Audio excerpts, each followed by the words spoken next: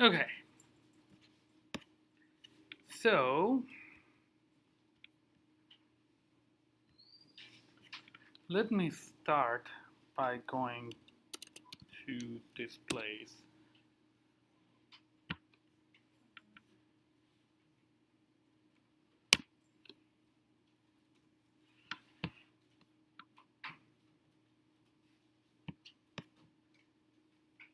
Okay. So we were talking about greedy algorithms, right? We did not talk about this one, right? Single pair shortest path? No.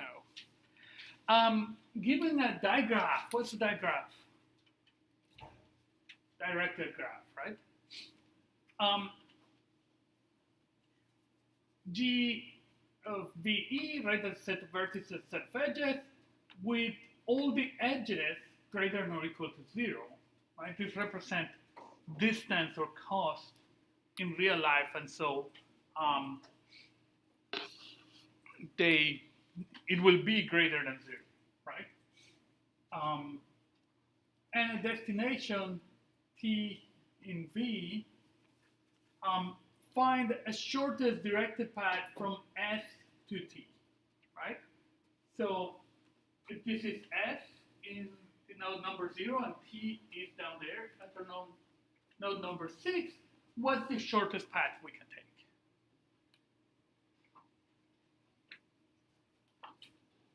Shortest as in the less cost, right? That single pair, single source is find the shortest route from the source to every other edge.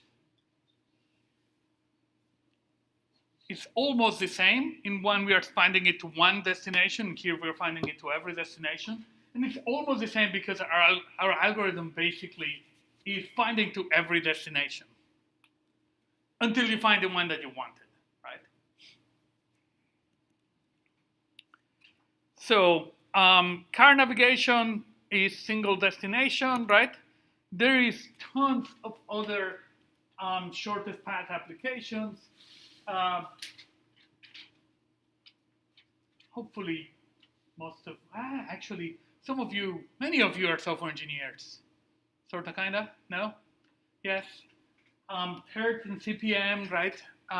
Flows between activities and dependencies, and you're trying to find critical paths and those kinds of things. So it's basically a graph. And so in there, and in a bunch of other things, right? Even stuff like texture mapping and typesetting and all those things have applications similar to this. And of course, the obvious one like map, robot navigation, and network protocols, right? We're trying to find the shortest path of a given packet. We have a cool algorithm that works, which is cool. It's greedy. Basically, you maintain a set of explore nodes for which you have determined the shortest path from the source to there, right? And then what you do is find the next node that would have a shortest path. That's the greedy part, right? So imagine I am here, right? I have already this set explored and I know the shortest path. Then I will calculate for each one of these guys which one has the shortest. I'm keeping how much it took me to get to you, right, for example. And so I will add how much does it take me from get to you to B, from you to this other guy, from you to this other guy, and then find the one with the lowest total cost. Am I making any sense? So, in this approach, would a computer keep a table of every single shortest path? Yes-ish. You need the cost. You don't need the path. Okay. And actually, what you keep is the cost and the previous guy. Okay. And so from there, you can backtrack the whole path, go to the previous guy, and check their previous. That's what you keep. Does that idea make sense? What's this table? Just a plain array, right? So if we were to do it from here, right? What do? We start from this source 0, right?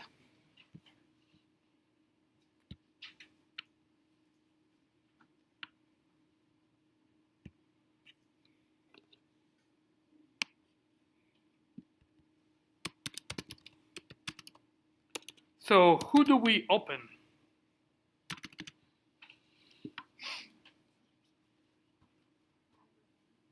It's either 1 or 7 or 4, right? Because that's all the places we can go. Which one has the lowest total cost? My cost to go from 0 to 0 is 0, because it's the same node. So which one would I open first? 1. Node 1, right?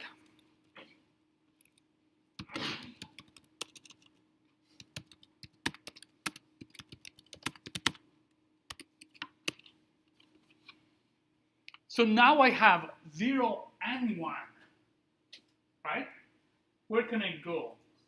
I can go to 4, 7, 2, or 3, right? 12, 7. I will go to 7, and which way do I go? Wait, you're at 1, aren't you? I'm at 0 and 1, Okay. right? I still keep the old stuff. But where's... Oh, I see what you're saying. Okay. So I will open 7, right?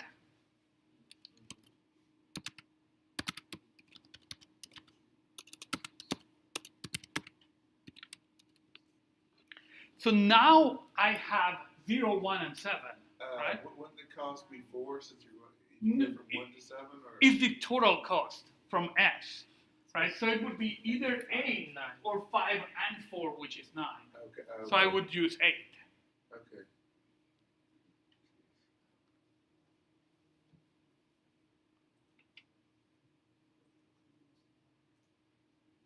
Right? So now I have 0, 1, and 7. Where can I go? 4, 5, 5, 2, and 3. 5. Right? I will open 5. 5 would get me 14. I could open 4 for 9, or I could open 2 for 17, right?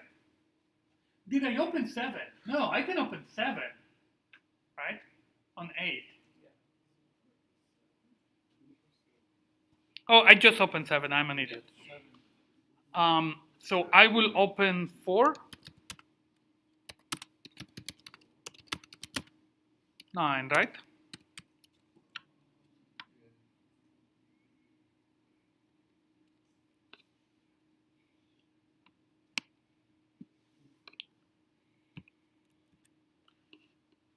So now I have 0, 1, 4, and 7.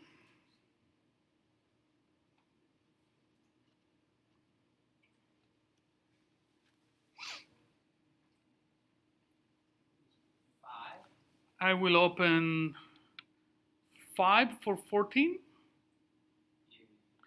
5 for 13, right? 9 and 4. 13, 9 and 4. Because I already have 7, right? Yeah.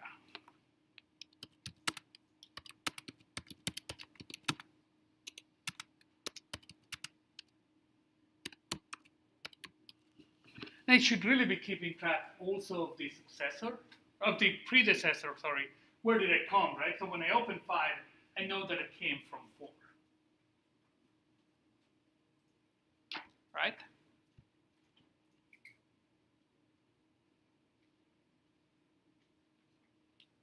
Does this idea make sense? Do you see how the algorithm works? At any given time, right? Here's the important thing. Once I've opened 5, right? Could I ever find a shortest path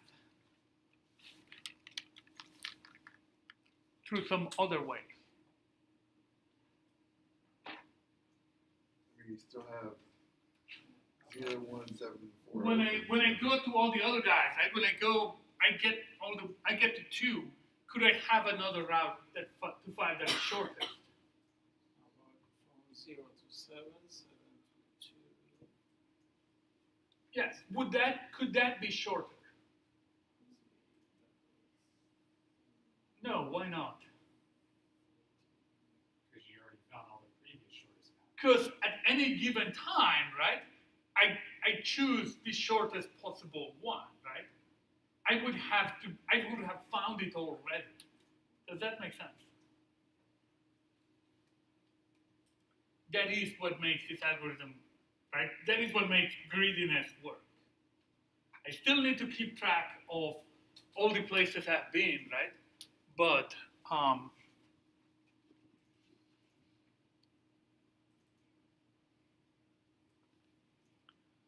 does this idea make sense? Do you understand the algorithm? Yes? Do you see why it's optimal? Intuitively, then we'll go prove stuff by induction. That's why not. But.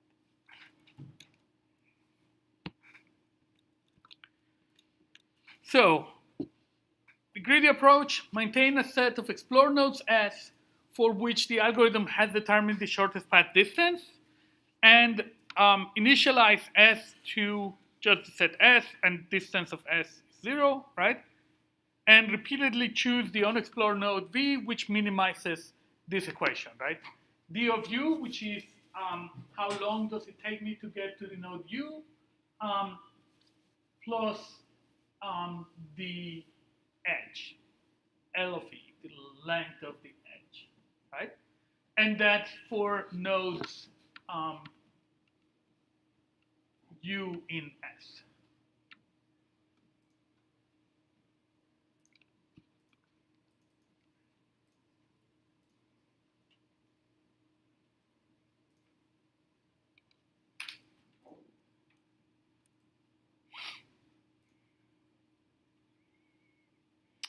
And I also want to keep this predecessor, right?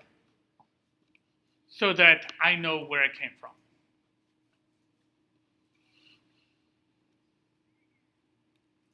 And they are putting it as the edge. I tend to think about it as the node, and the node tells me the edge. But it's the same thing, right? So I have at most one edge per pair of nodes.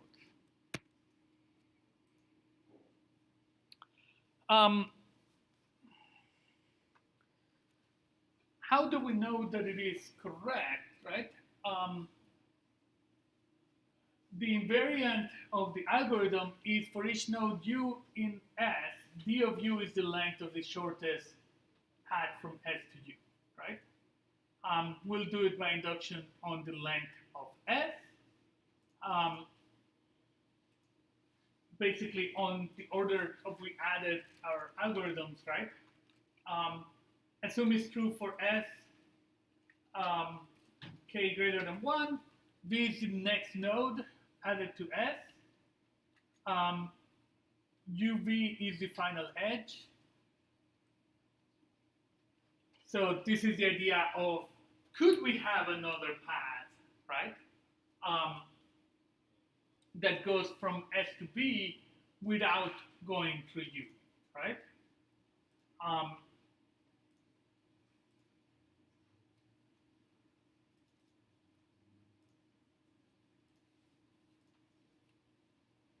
Given that my lengths are non-negative, then I can't, right? Because I would have found it in a previous iteration, right? Either it is on this one, or I would have found it on a previous iteration.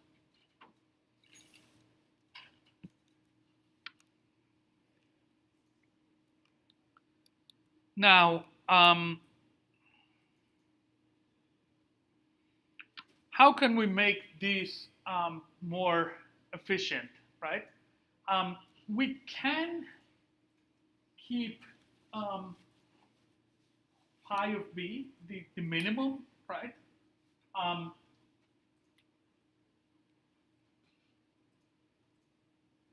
At any given time, right? We just added one node, so we can just go and update it, right? And given that, we can use a priority queue to choose an unexplored node that minimizes this pi of b,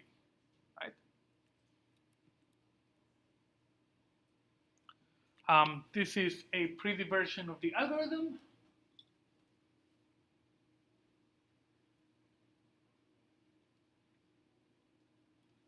With this decrease key that will go change the key for that edge in the priority queue.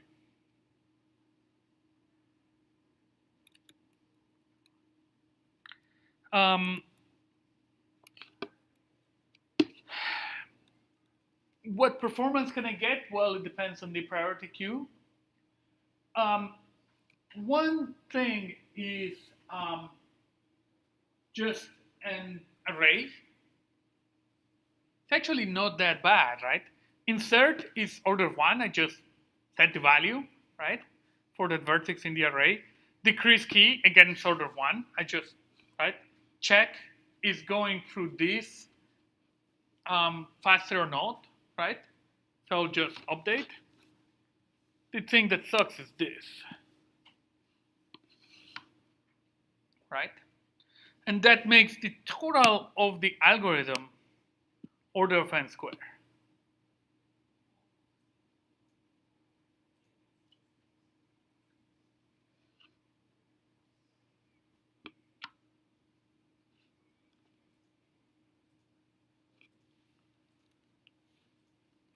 Some other things, a binary heap will do n log n all over.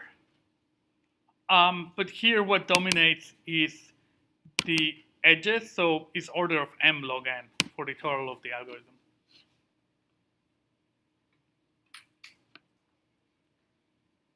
And there is other things that could make it even slightly better.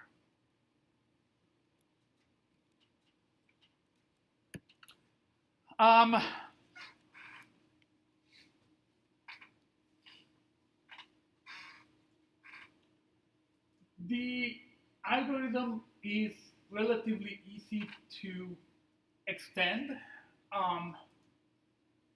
For shortest path in undirected graphs instead of directed, and maximum capacity paths for where you have a capacity for how many things you can be sending there, right? Or reliability where you have some sort of kind of probability or something like that. And in case this is not boring enough, you can look at the closed semi-ring. A lot of this stuff is math, which is at the same time incredibly cool and incredibly boring, right? Depending on. So now I'm gonna cheat and go. Well, the I have been using Kevin Wayne's slides, but in here he deviates from the book. Since I didn't want to assign you guys this other book, I'm going to use the ones from the book to talk about minimum spanning trees.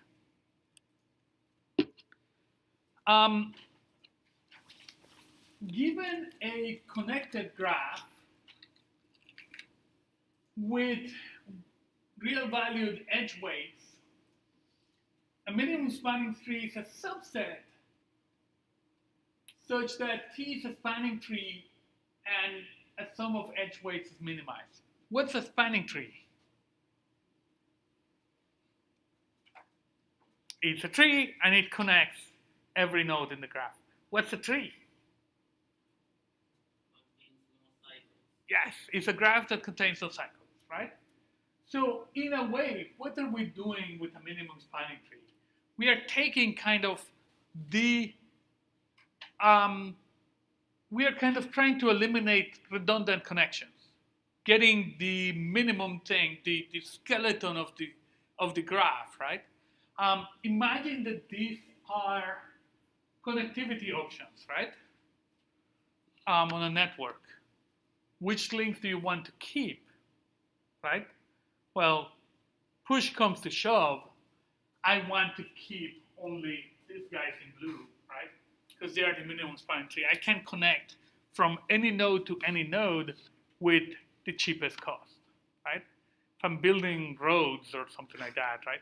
This is probably more for like, I don't think people build roads with this. It's more for building network connections, right? Although again, what's our network map look like now? Me, the internet, and that's it. And the other guy at the other side. But if you remember, and actually, if you work for AWS or any of those guys, you need to think about, right, actual links among actual centers, as opposed to me and the internet.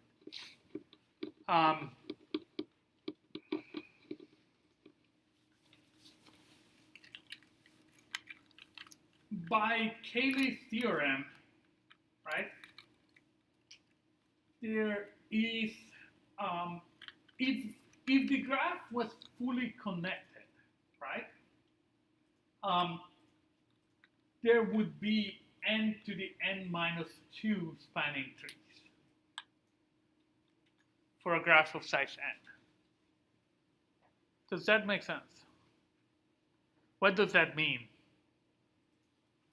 I cannot brute force it, right? I cannot just try every possible subset of edges, right? Does that make sense? Why can I not? There is too many of them, right?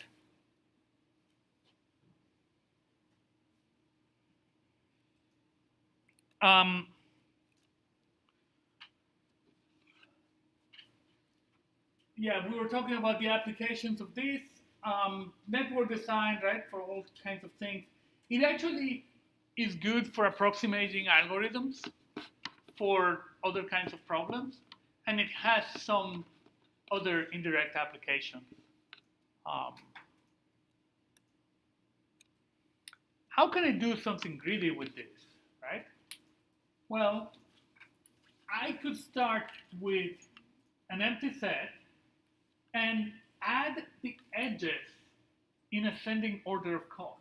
Add the cheapest possible edge, right? And then go to the next edge. If it doesn't make a cycle, right, then add it. Right? And keep adding the cheapest possible edge that doesn't make a cycle. Does that make sense? That's one way. And that's Kruskal's algorithm. The reverse delete algorithm does kind of the reverse of Kruskal's. Add all the edges, right? Get the most expensive edge. Take it out unless it disconnects the graph, right?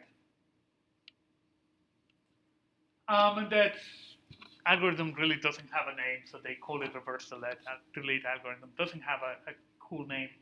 And then there is Prim's algorithm, which is start with some root node S and greedily grow a tree by adding edges.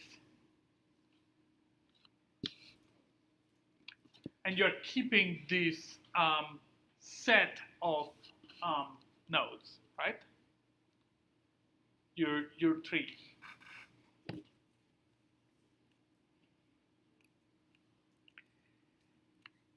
Here's a really cool thing, right? For the other greedy things, we have you have these other possibilities, and this one works and this one doesn't, right? Here we have a really cool thing where all of them work. Isn't that cool? So, as a simplifying assumption, assume that all edge costs are distinct. we'll see how we can cheat and relax that assumption later, right? Assume that all edge codes are distinct. We have two important properties. The cut property,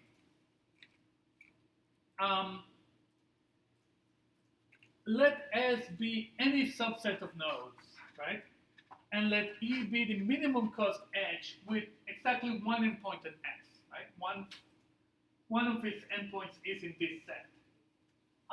The minimum spanning tree necessarily contains this E. Why, right? Because this other guy needs to be connected, right? And if it was connected through some other way, right? Then I could replace this guy with E, and I would get a thing that would still be a spanning tree, but with shorter total weight, right? And the cycle property is kind of the reverse, right? For any cycle, right? Let C be that cycle, and let F be the edge with the maximum cost from that cycle. The minimum spanning tree does not contain this one, right? If I can just take it, I would still have a minimum spanning tree, right? And I would have no cycle. If I take any other one, then I could just, like, if I would take this one, I could just replace my minimum spanning tree, add this one, delete F, and I would get a smaller cost.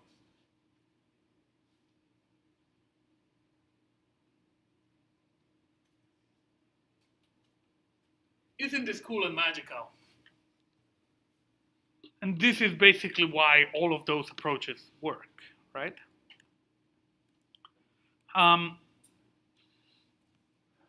Just a reminder, right? A cycle is a set of edges where the end of one is the beginning of the next, right? And at the end, you end up in the same place where you started, right? And there is another definition. A cut set is a subset of nodes. A cut is a subset of nodes S, and the cut set is the subset of edges with exactly one endpoint in S. We don't care about the ones that join S, nodes in S with nodes in S. We don't care about the ones that join other with other, just S with the rest of the world. That's the cut set.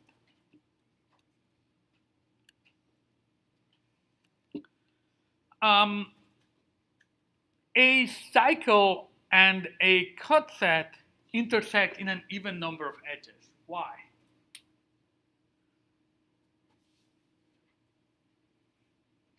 Because if I'm fully connected and I have no cycles, right? If I get out of here, I need to be able to come back, right? If I have a cycle, right? If I end up in the same place, then I need to get out of here and come back, and then, right? If I get out again, then I need to be able to come back to end up in the same place. I can't just leave because I wouldn't end up in the same place.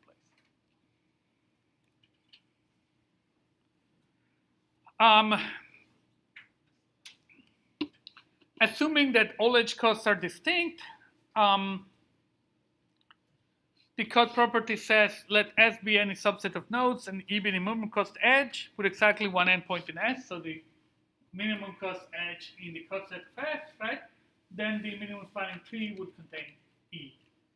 If it doesn't, right, then adding E to this other minimum spanning tree will create a cycle, right?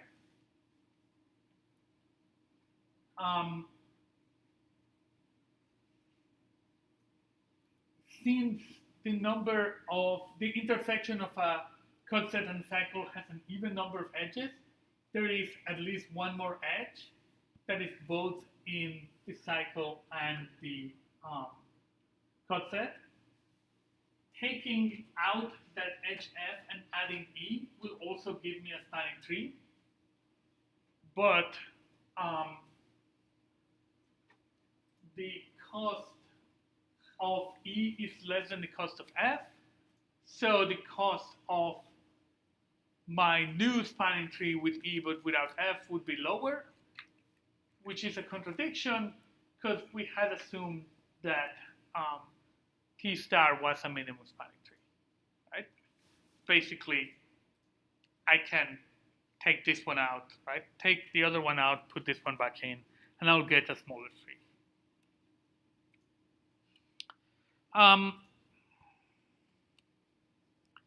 This cycle property is basically the same or similar idea.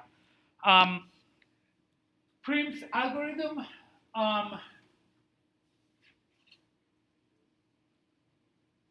is basically applying the cut property, right? So at any given time, add the minimum cost edge in the cut set, right?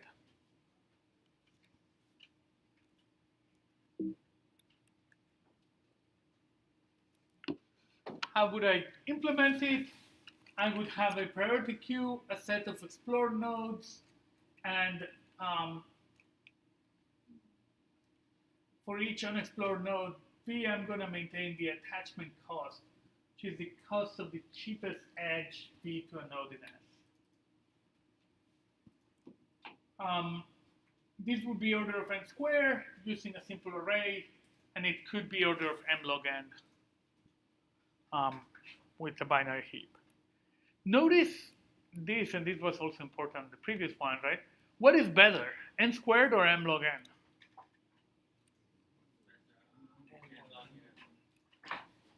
M log n? N log n. This is not n log n, this is m log n. What is m? M less than N. Maybe. What is m? That's the age. M is the number of edges, right? How many edges could I have in a graph? What's the minimum number? If my graph is connected, so it actually has a minimum spanning tree, what's the minimum number of edges? N minus 1. N minus 1, right? Yeah. What's the maximum number of edges? Is N. N squared-ish, right? Yeah, It's N almost squared N squared, right? Every node with every other node except itself, right? So it's N times N minus 1, right? So which one is better, N squared or M log N? M log n. Well, it depends on how big is M with respect to N squared. Basically, how fully connected is my graph. Does that make sense? As N gets extremely large, M log N would be better. If no, because M, it will also grow with N, right? M is somewhere between N and N squared. So if M is very close to N, I have very few edges, right? Compared to all the possible, but every node is connected with only a few other nodes, then M log N is much better. If my graph is almost fully connected, then N squared is better, right? Does that make sense? Because M will be almost N squared. So I'll do N squared log N.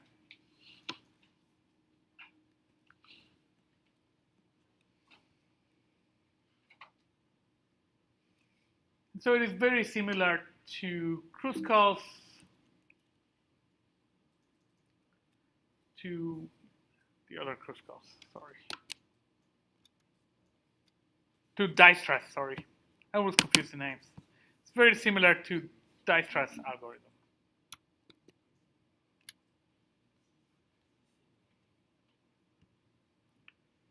That was Prim's.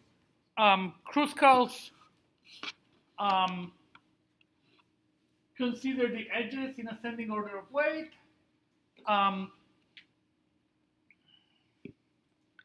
If adding E to T creates a cycle, discard it, because it will create a cycle. Otherwise, insert it and add, right, to the connected component basically in Kruskal, since I'm adding edges, I'm not necessarily growing a tree. I have a bunch of tiny little trees. Because I'm just adding edges willy-nilly, as long as there is no cycle, right?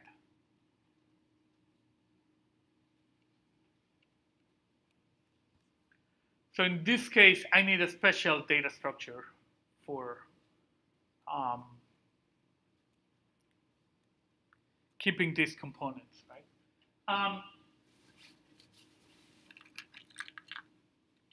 The data structure the book calls it the union find data structure. Basically, what I'm going to have is assign a number or something like that to each component, right? What I need to be able to do when I add an edge, I'm joining two components. So I need a way of now change all the numbers for the other component, right? Right? Does that make sense? What could I do? Well, I could implement it simply with an array and just keep the lowest node in the set, right? The find is super simple, it's order of one. The union sucks, right? Because I need to go change everybody in this subset, right? So it's potentially up to order of n. I can do weird things and get something that will get me amortized log n on both find and union.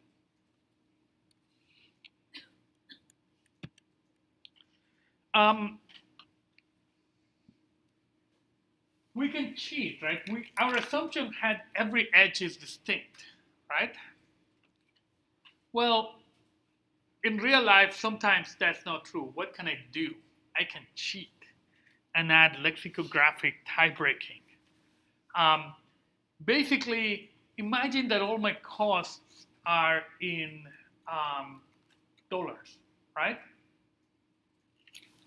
And I have less than, and I have say, or yeah, imagine that all my costs are in thousands of dollars, right?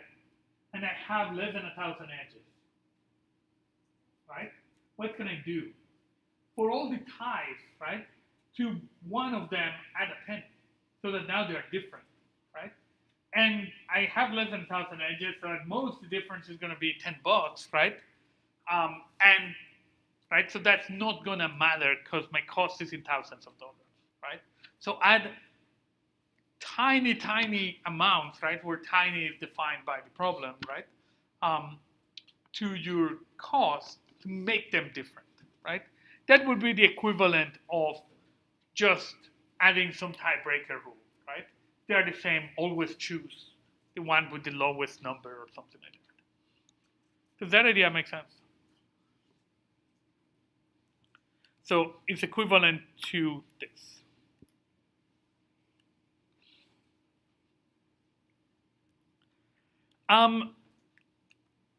You are not responsible for 4.7 or the rest. We are gonna stop because there's no way to cover all the material.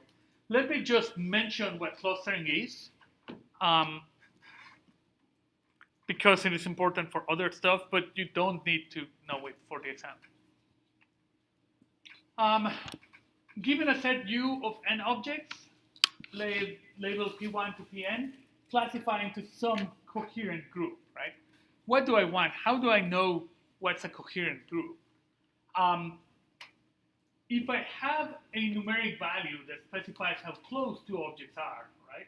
What I want to do is that divide into clusters so that points in the same cluster are close and points in different clusters are far apart, right?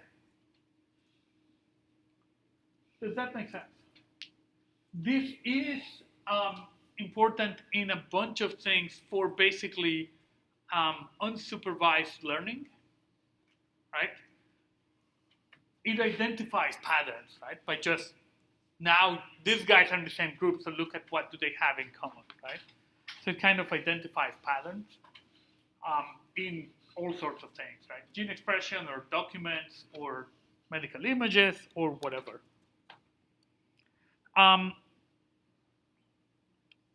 You can see clustering as basically an algorithm in graphs. And we're not going to see it. If you are interested, if you're a databases guy or gal, right, this is, right, if you're doing machine learning stuff, right, then go read the section. There was one more section about Huffman encoding that we are also going to skip because we are not covering enough material as it is, so we have to start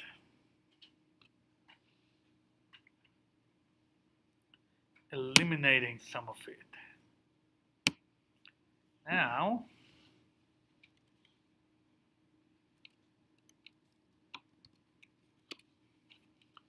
let's start talking a little bit about chapter 5. Divide and conquer.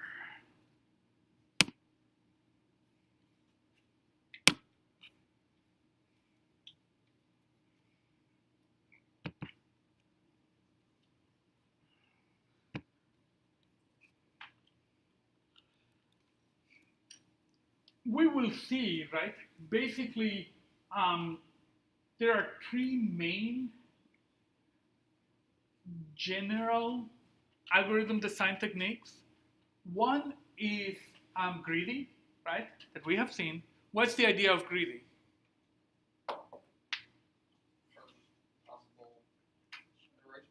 Choose the thing that looks the best, right? So keep all your options sorted by bestness and choose the one that seems the best at any given time, right?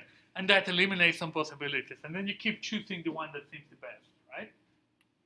We have seen a bunch of problems for which it actually works, right? It's not necessarily the best in life, right? That would be choose the easiest possible grad class any semester. You may not end up with a degree, right? But for some problems it works, and we have seen a bunch of problems for which it works, which is really cool. Now we'll see divide and conquer, which is an even more general technique. And later on we'll see dynamic programming, which can be seen as very related to divide and conquer. Divide and conquer is kind of a super general paradigm, right? Given a problem, divide it into a bunch of sub-problems, a bunch of problems that are smaller. Solve each sub-problem recursively. What does that mean? Well, I use divide and conquer again to solve it, right? Until I find something that is so simple that I don't need to divide, right? And then combine these solutions to the sub-problems into an overall solution. In the most common usage, I divide the problem of size n into two sub-problems of the same kind in linear time. I solve the two sub-problems recursively, and then I combine the two solutions into an overall solution in linear time. So that can reduce something that would be order of n squared into something that would be order of n log n with this particular thing, right?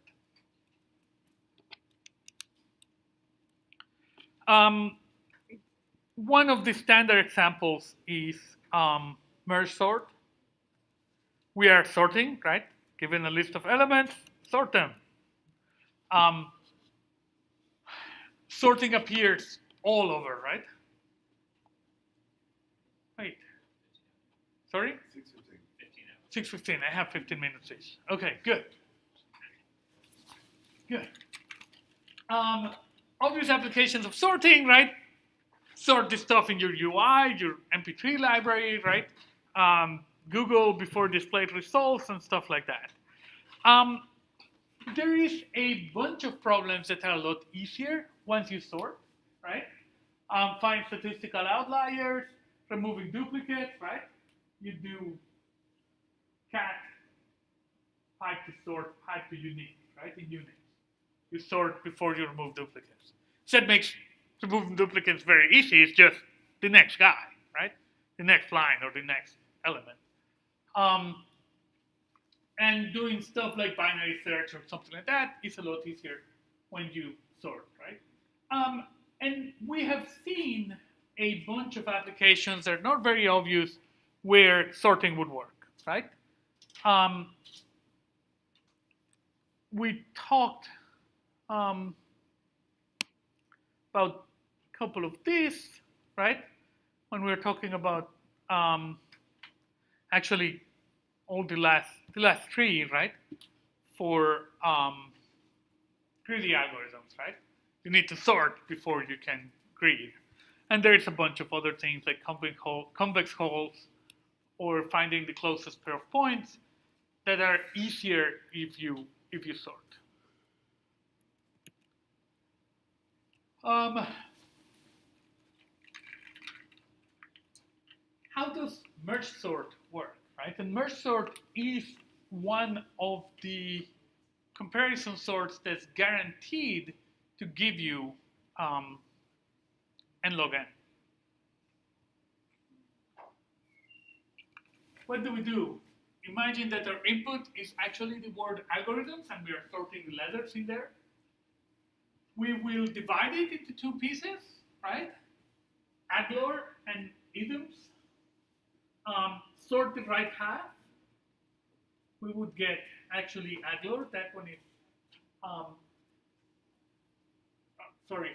we'll get Algor, then sort the left half, will get us Aglor.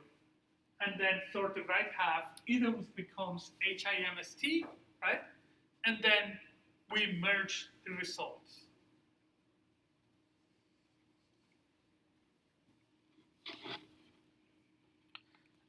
Does this idea make sense? You remember merge sort?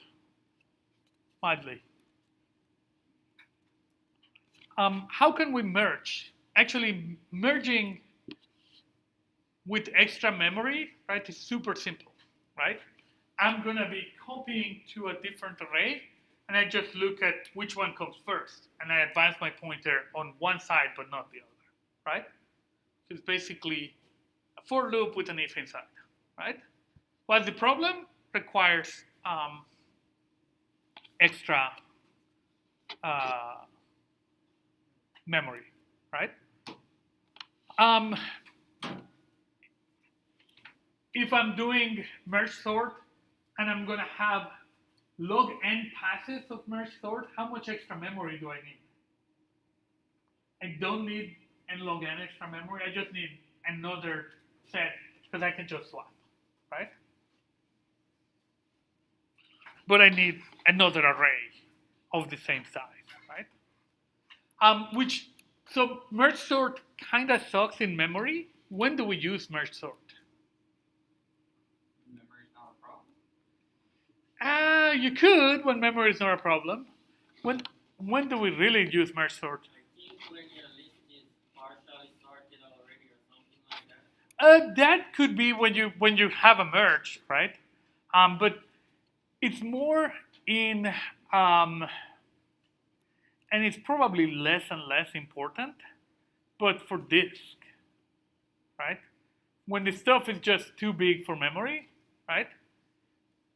You do merge sort, or you do weird stuff and merge sort. You kind of read everything, sort whatever, read as much as you can in memory, sort it, and write it, and then do a bunch of merges.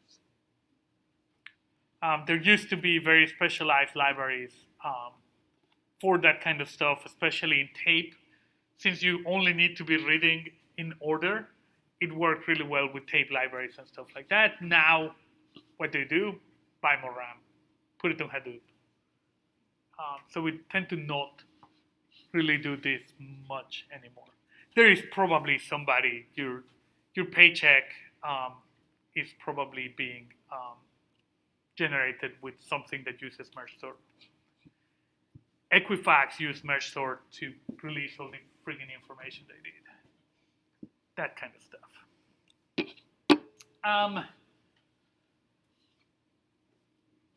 So this is merge, right? You have two sorted lists, A and B, and you're going to sort them, merge them into a sorted whole C. Scanning and B from left to right. Compare AI and BJ, right? If AI is less than BJ, append AI to C, put this guy, right? If not, put this guy. So in this case, we'll be putting, well, these are AI and BJ, right? Put the next one and move on that, right? Move on the right list, and in order of n, you get everybody, right, to the right place, right?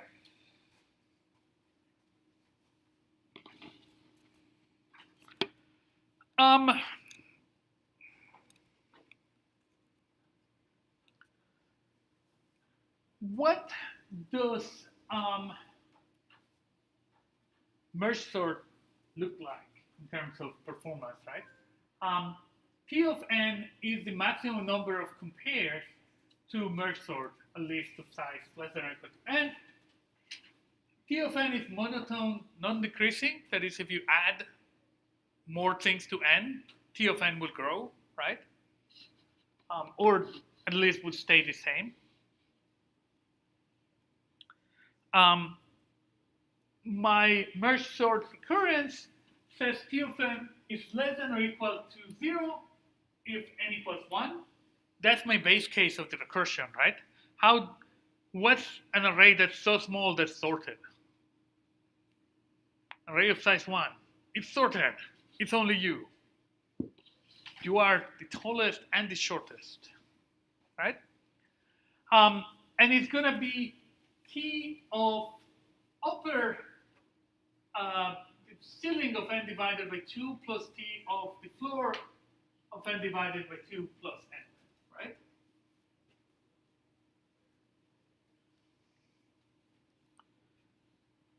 And the solution is going to be T of n is order of n log base 2 of n.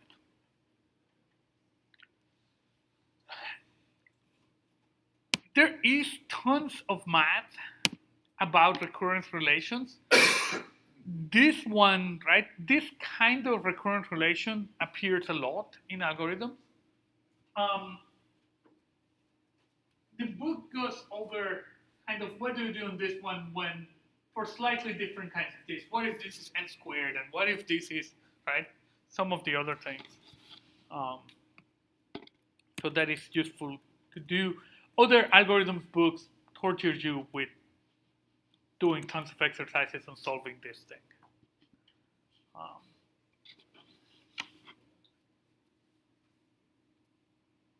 We can prove it by doing a recursion tree, right?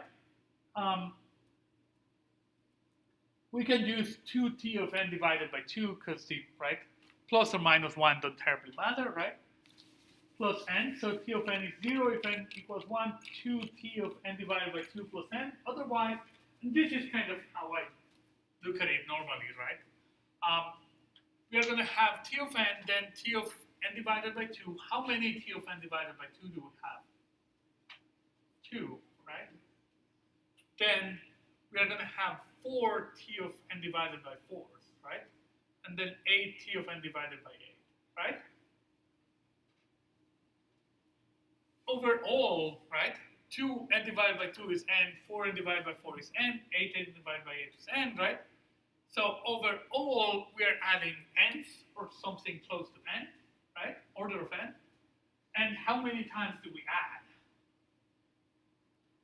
Since we were dividing n by 2, right? At each step, so we get n by 2, n by 4, n by 8, right? How many times do we have to divide n by 2 until we get 1?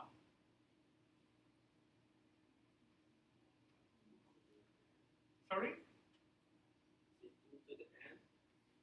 The reverse, right? Reverse, so it's logarithm base 2 of n, right? Does that make sense? So if n was 1,000, we would do 500, then 250, then 125, then 60 something, right? And that's kind of the inverse of the powers of 2. Right? When you get to the end, get to 1, then the previous one would have been 2, then 4, then 8, right? So it's a logarithm base 2 of n. And so we do n operations, log n times, so we get n log n. Does that make sense? Yes? By induction,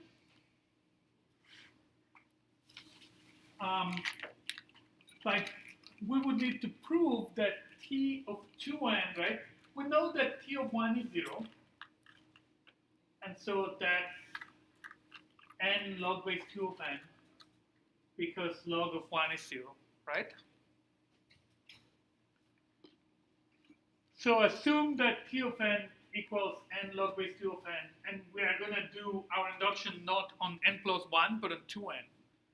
So t of 2n is going to be 2n log base 2 of 2n. And that's right, it's 2t of n plus 2n.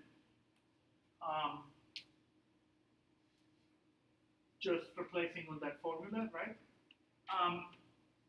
We know that t of n is n log 2 of n, so we get 2n log 2 of n plus 2n. We can,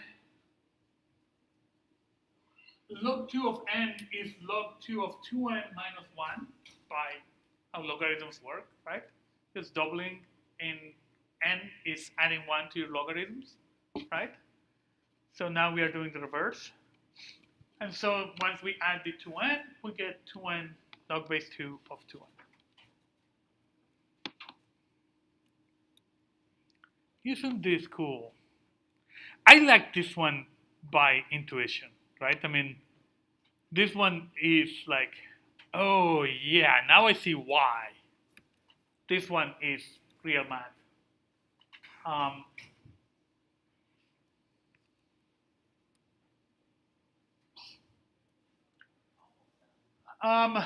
Now, merge sort, we had the ceiling, right? And so it's going to be n ceiling of log base 2 of n, right? What's the ceiling?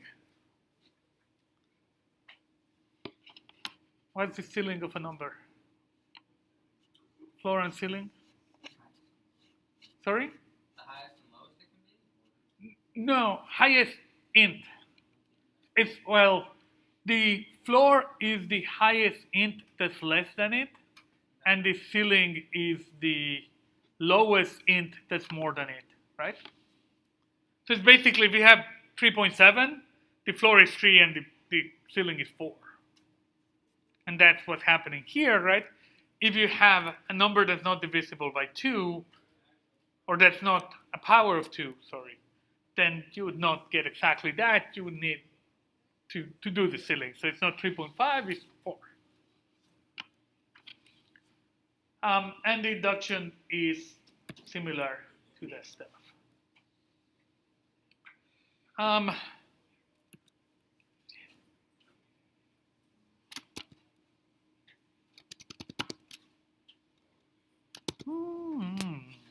Let me at least prime your brain with counting inversions, and then we'll leave. It's another problem for doing this, right?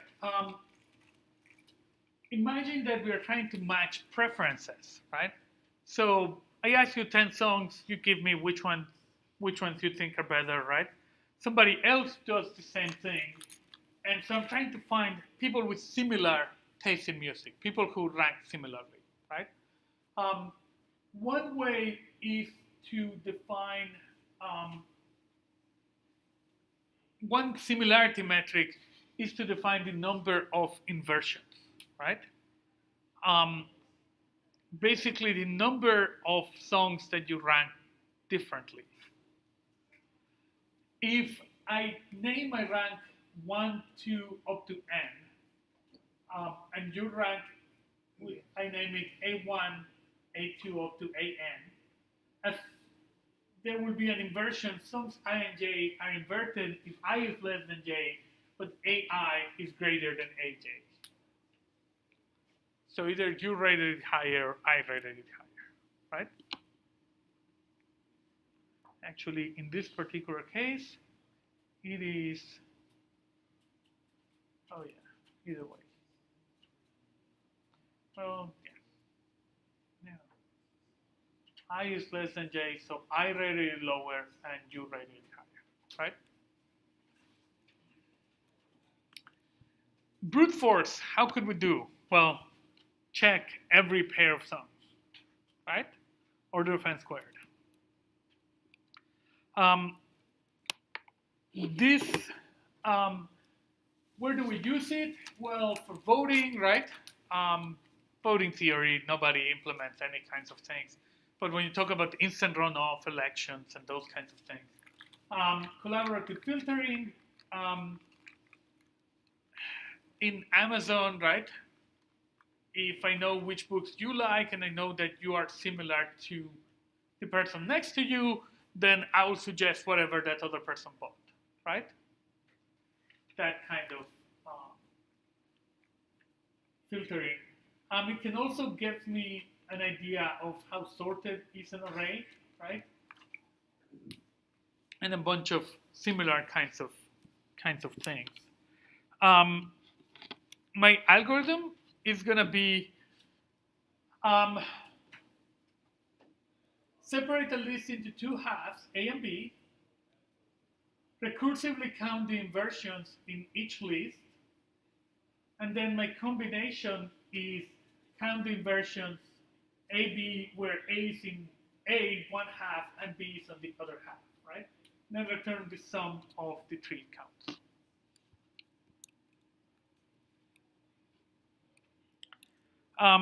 How can I count the inversions in the two halves? Well, if A and B are sorted, I can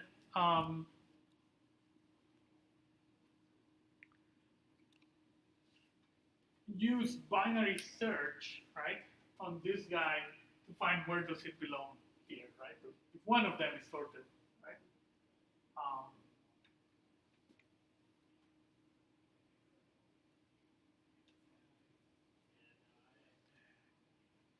Having both of them sorted help.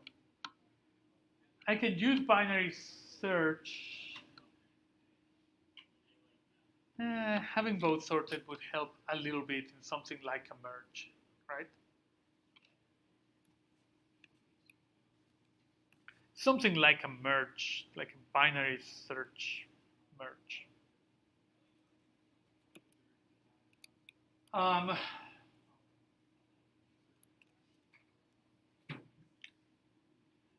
So this is my algorithm, right? I'm going to be doing basically a merge and count how many inversions I have. So it is similar to